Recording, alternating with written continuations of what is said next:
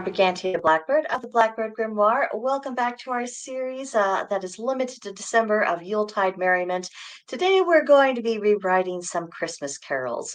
Now, I realize there will be plenty of people who may not approve, but I'm going to provide some justification for why they simply must be ignored.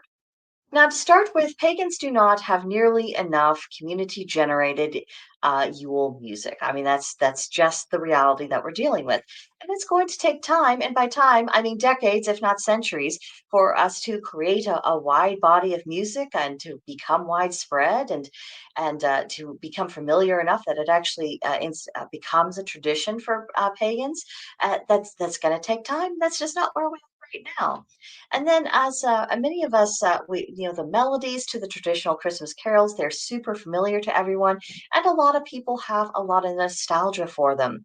And so, it's hard to give that up completely. And then you get to looking at some of the lyrics of these songs, and some of them only require the teенsiest, tiniest of alterations to the lyrics to be a trifle more pagan-y than they are, Christian-y. And also, this is something that's already been done. There's a lot of different Christmas carols that have parody lyrics, or there's different variations of ones that are accepted as canon. So this really isn't something new. If anything, you might say this is a tradition. So I see no harm in us taking part and infusing a bit more pagan influence into common seasonal songs. So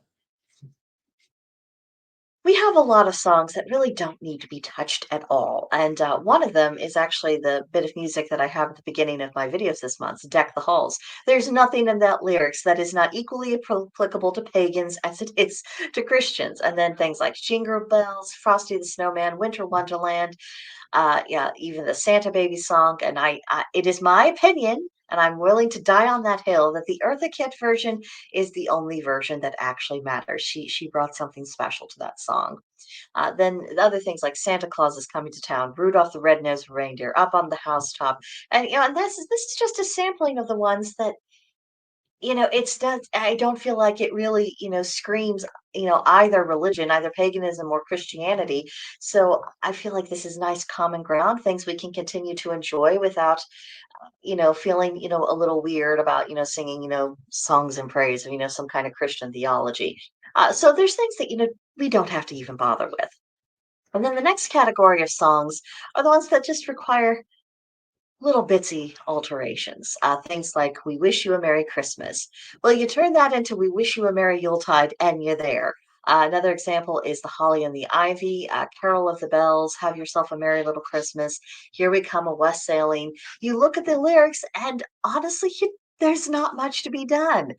And then that really brings me to just kind of the general guidelines, just swapping out very simple terms. You switch Christmas for Yuletide or solstice, and you're done. We wish you a Merry Yuletide, or we wish you a Merry Solstice. And then with the Carol of the Bells, the Yuletide is here, and Merry, Merry, Merry, Merry Yuletide. I mean, simple stuff, or, have yourself a merry little Yuletide or a merry little solstice. And with the Here We Come a West Sailing, literally the only thing we need to do is, instead of and God bless you, would be and God's bless you and give you a happy new year. So minor stuff. I mean, this isn't really as big of a deal as what we might first think. And then that brings us to The Holly and the Ivy, because I don't know if you've looked too closely at the lyrics of that song, but most of them, there's something that's just really inherently pagan about it. It's very, very nature focused. And it feels like it's drawing upon a lot of our imagery and almost the pagan interpretation of the season. And the only snag really comes on the lines that talk about, Mary and Jesus. Like, Mary bore sweet Jesus Christ to be our sweet Savior. We were talking about the hills and the snow and the deer and the holly and all these things, but then we kind of shoehorned in Mary bore sweet Jesus, to do sinners good on Christmas Day in the morn to redeem us all, things like that. And it feels really out of place, because again, the rest of the lyrics are absolutely filled with imagery that speaks of the natural world during December in the northern hemisphere, particularly in northern Europe. So this song is relatively easy for us to fix, and we'll even leave the rhyming scheme intact. So Let's demonstrate. So here's the original. The holly bears a blossom as white as lily flower, and Mary bore sweet Jesus Christ to be our sweet Savior. That already feels weird, doesn't it? I mean, you see what I mean? So the what I altered it to was the holly bears a blossom as white as lily flower, and the goddess bears the God reborn, the Son renewed in power. Now, obviously, I'm doing this from a Wiccan perspective, but if you were to alter it, you could do it something that's absolutely in accordance with your own personal beliefs. But you see how that just flowed very naturally because we're still talking about that natural process. We're talking about what this little spark of renewal of the season means. And this brings us to the next one. The original lyric said, "The holly bears a berry as red as any blood, and Mary bore sweet Jesus Christ to do poor sinners good." I changed it to, "The holly bears a berry as red as any blood, and the God and Goddess in their great love bless us with good." You know, there you go. And then the original, "The holly bears a prickle as sharp as any thorn, and Mary bore sweet Jesus Christ on Christmas Day in the morn." Okay. So what I did is, "The holly bears a prickle as sharp as any thorn, and the goddess labored on through night for the God to come in the morn." Though I say it myself, I feel like mine flows a little bit more naturally. It makes sense with the imagery a little bit more. I'm just saying. And then, last bit is, "The holly bears a bark as bitter as any gall, and Mary bore sweet Jesus Christ for to redeem us all." I changed it to, "The holly bears a bark as bitter as any gall, yet the God and Goddess are always here throughout it all." I like mine better. And it's not just because I wrote it myself, it's because I feel like it fits a lot better. And now the lyrics in their entirety, both the original and the altered form, they will be available under the community tab on my YouTube channel. And what I've shared with you here is literally the only thing that I changed. I did it in the course of a morning. And of course it could use work. I'm not saying this should be the final version adopted by pagans everywhere, far from it. I think if anything, I would encourage you to do your own version that's reflecting, the deities and the energies that you are feeling during the season. But overall, with the alterations, I think the song feels much more comfortable in the pagan mythos. The lines about Mary and Jesus always felt really shoehorned into me. It's something that just distracted from the lyrics because they didn't quite belong. They didn't really fit with anything else. And again, the substitutions I've made, it's just one idea. They can be changed, refined to reflect someone else's personal path more appropriately. So don't please don't feel like I'm trying to impose something on you. I'm simply wanting to demonstrate this can be done and with very, relatively little trouble. So then this brings us to the total overhaul songs because there are some songs that are well beyond just simple alterations like what we've talked about, swapping terms or just, you know, uh, finagling things to where it's speaking more to pagan spirituality than it is Christian. So what we can do is toss out the old lyrics almost entirely and begin afresh. And this is obviously a much bigger job to tackle. It requires a considerable commitment of time and effort. And just as a suggestion, I recommend only engaging in this kind of complete oversoul for one song per year. Otherwise, you can get overwhelmed and then you end up with a big project that you never actually finished. So, if you want to build up your more pagany songbook with familiar melodies, one at a time is, I think, definitely the way to go. And to aid in this process, remember to count syllables and make sure that your replacement lyrics flow well. It's going to take a few more tries and try to rhyme where possible. But, a non rhyme is better than an awkward and forced rhyme. So, a few things to bear in mind.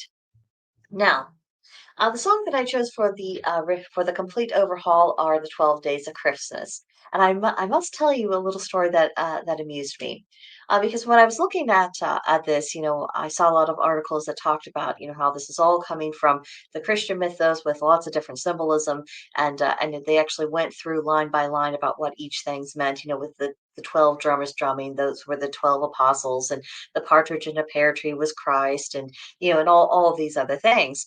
And but apparently, not all Christians are aware of that because while I was on Pinterest one day, I found a Christian rewrite of this because they felt like it just wasn't really said talking Christmas. It just didn't really feel Christian.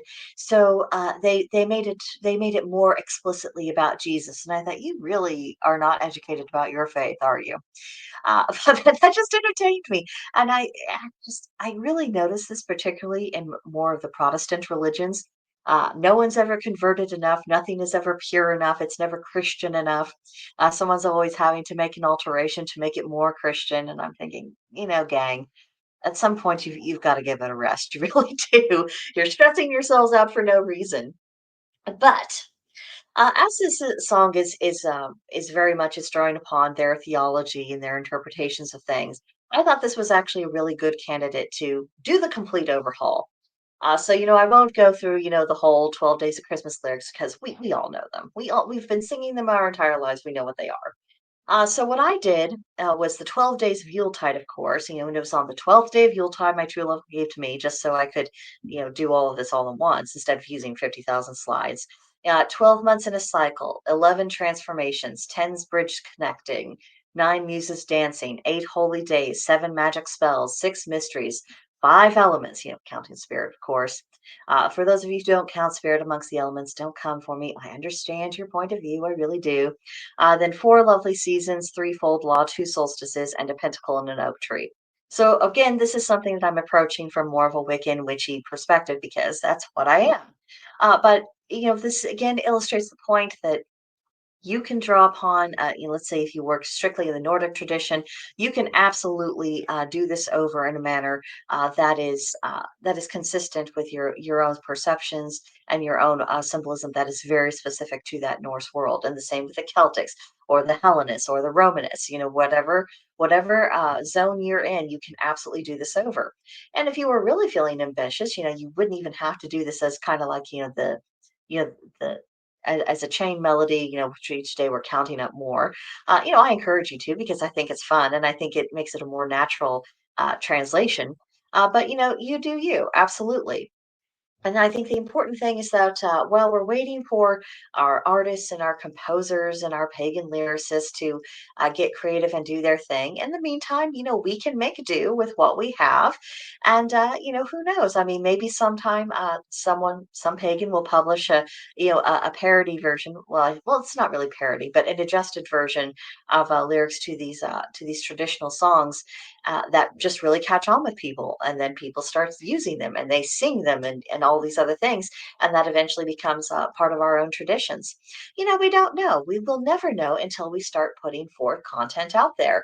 And that also, again, gives a little bit more space for the creatives amongst us, the musical creatives. To do their work and to do so without having to, and here's, a whole album of pagan specific Yule songs that are completely original.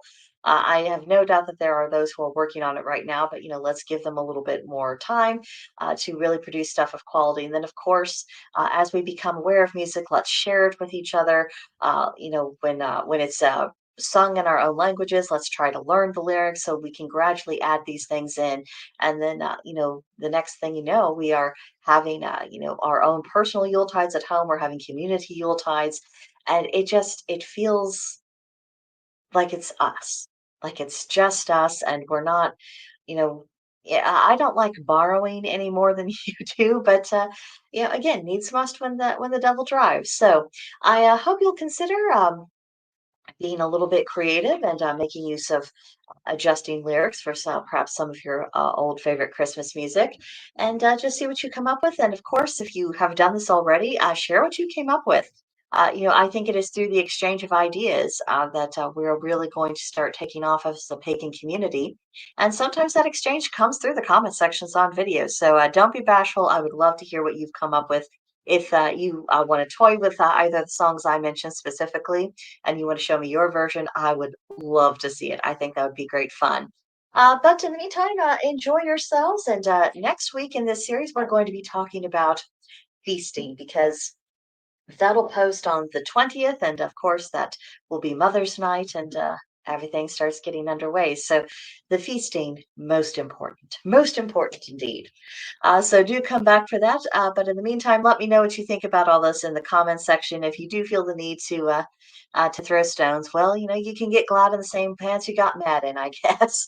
I shan't be taking it personally. But beyond that, have a good one, guys, and I will see you next time. Bye.